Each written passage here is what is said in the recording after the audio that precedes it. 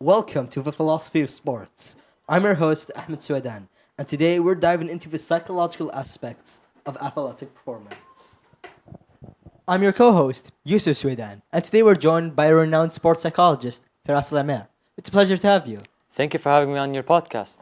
Now let's begin today's podcast with a fundamental question. What role does the mind play in competitive sports?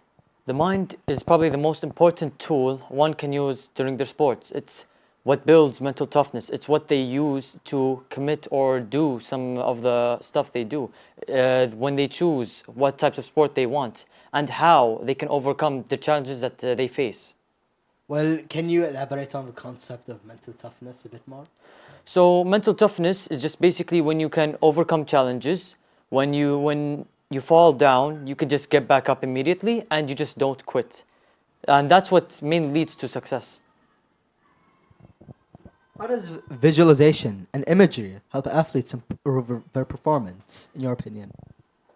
So visualization, basically athletes can predict their opponent's next move, or they can visualize what they're going to do next. It helps them to build focus and build a plan so they can commit or do their action perfectly. Well, yeah, that's true. I agree with that. But let's talk about the impact of stress and anxiety on athletes in general. How do you think they can manage these emotions in order to optimize their performance?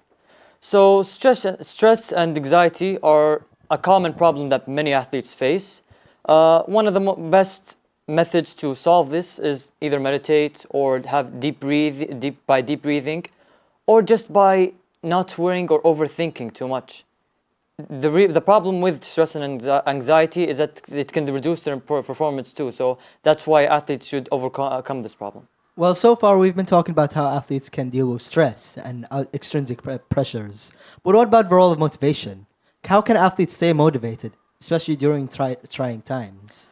There are multiple different ways they can stay motivated. Either maybe somebody asked them to win, or maybe it could be their parents who help them, or it's just that they want to be the champions and they just want to be the best of the best and maybe be written in books of history. Well, thank you, Feras, for your insights. It's clear that the psychological aspect of sports is just as important as the physical. That's it for this episode of the Philosophy of Sports. We hope you've enjoyed this deep dive into the philosophy of sports. Don't forget to like, subscribe, and share for more insights into the world of sports. Until next time, keep the conversation going.